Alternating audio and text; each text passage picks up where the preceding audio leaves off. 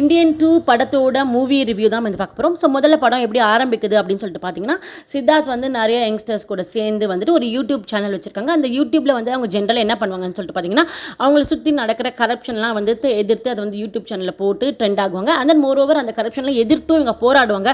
But இவங்களால ஒன்றும் பண்ண முடியல அப்படின்ற ஒரு சூழ்நிலை வரும்போது அவங்க என்ன பண்ணுறாங்க அப்படின்னு சொல்லிட்டு பார்த்தா, கம்பேக் இந்தியன் அப்படின்ற மாதிரி வந்து ஒரு விஷயத்தை வந்து ட்ரெண்ட் பண்ணுறாங்க. ஸோ இதை பார்த்துட்டு வந்துட்டு இது இந்தியா ஃபுல்லாக ட்ரெண்ட் ஆகுது. இதை பார்த்துட்டு இந்தியன் தாத்தாவும் இந்தியாவுக்கு வராங்க.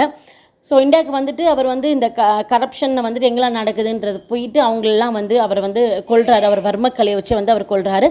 அண்ட் தென் வந்துட்டு இந்தியன் தாத்தா வந்தவுடனே ஒரு விஷயத்தை வந்து இளைஞர்கள் கிட்ட சொல்கிறாங்க. அவர் என்ன சொல்கிறாருன்னு சொல்லிட்டு பார்த்தீங்கன்னா, இந்த கரப்ஷனை என்னால் மட்டும் தடுக்க முடியாது. நீங்கள் வீட்டில் இருக்கிற ஒவ்வொரு யங்ஸ்டருமே உங்கள் வீட்டில் என்ன நடக்குதுன்ற விஷயத்த பாருங்கள். உங்கள் வீட்லேயும் ஒரு கரப்ஷன் நடந்துன்னா அதை வெளிச்சத்துக்கு கொண்டு வாங்க அப்படின்ற மாதிரி வந்து ஒரு விஷயத்தை வந்து இந்தியன் தாத்தா எல்லார் மனசுலையும் விதைக்கிறாரு. ஸோ எல்லாருமே இந்த மாதிரி அவங்களை சுற்றி இருக்கிற யங்ஸ்டர்ஸ் எல்லாருமே மோஸ்ட்லி இதை வந்து பண்ண ஆரம்பிக்கிறாங்க. ஸோ ஃபைனலாக சித்தார்த் வீட்டில் என்ன நடக்குது, சித்தார்த்துமே அவங்க அப்பா லஞ்சம் வாங்குறாங்க அப்படின்ற ஒரு விஷயத்தை வந்து வெளில கொண்டு வந்து அவங்க அப்பாவே வந்து போலீஸ்கிட்ட மாட்டி விடுறாரு. அண்ட் தென் வந்துட்டு இதனால் அவமானம் தாங்க முடியாமல் வந்து சித்தார்த்தோட அம்மா வந்து இறந்துடுறாங்க. ஸோ இதனால் அவங்க சொந்தக்காரங்க யாருமே வந்து சித்தார்த்தை வந்து ஏற்றுக்கவே இல்லை. எல்லாருமே வீட்டை விட்டு துரத்தி போடுறாங்க. அவங்க அம்மாவை வந்து அவரால் கடைசி நேரத்தில் கூட வந்து பார்க்கவே முடியல. அப்படின்றதுனால அவர் வந்து இந்தியன் தாத்தா கிட்ட என்ன சொல்கிறாரு, நாங்கள்லாம் சாமானிய மக்கள், எங்களால் இதெல்லாம் முடியாது, எங்கள் எல்லாரையுமே நீங்கள் வந்து மனசில் வந்து இதை வந்து ஒரு தப்பாக ஒன்று விதைச்சிட்டீங்க அப்படின்ற மாதிரி சொல்லிட்டு, நான் தான் கம்பேக் இந்தியன்றதை முதல்ல சொன்னேன், இப்போ நானே சொல்கிறேன் கோ பேக் இந்தியன் அப்படின்ற விஷயத்தை சொல்கிறாரு. ஸோ கோ பேக் இந்தியன் அப்படின்றதும் வந்து பயங்கரமாக ட்ரெண்ட் ஆகுது. ஏன்னா எல்லார் வீட்லையுமே வந்து பிரச்சனைகள் உருவாகிறதுனால இதுவும் வந்து ட்ரெண்ட் ஆகுது. இதே சமயத்தில் இந்த சைடில் என்ன நடந்துட்டு இருக்கு அப்படின்னு சொல்லிட்டு பார்த்தீங்கன்னா, நம்ம இந்தியன் 1 வந்த கிருஷ்ணசுவாமியோட பையன் தான் வந்துட்டு பாபி சின்ஹா. இதில் வந்துட்டு சிபிஐ ஆஃபீஸராக வராரு. இவர் வந்து இந்தியன் தாத்தா பிடிக்கிறதுக்காக பயங்கரமாக வந்துட்டு முயற்சி பண்ணுறாரு.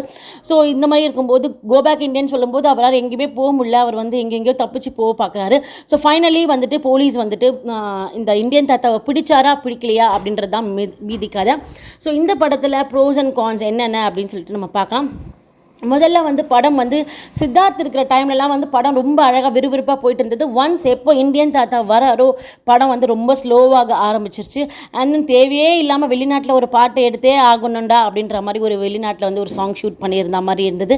அண்ட் தென் இந்த இந்தியன் தாத்தா வந்துட்டு இந்த கரப்ஷன் பர்சனாலிட்டிஸ்லாம் வந்து கொல்லும்போது என்ன பண்ணுறாருனா, ரொம்ப நீளமாக வர்மக்கலையெல்லாம் பற்றி பேசி நம்மளை சாவடிக்கிறாரு. ஸோ டைலாக்ஸ்லாம் வந்து ரொம்ப போரிங்காக இருக்குது அந்த படம் பார்க்கும்போது.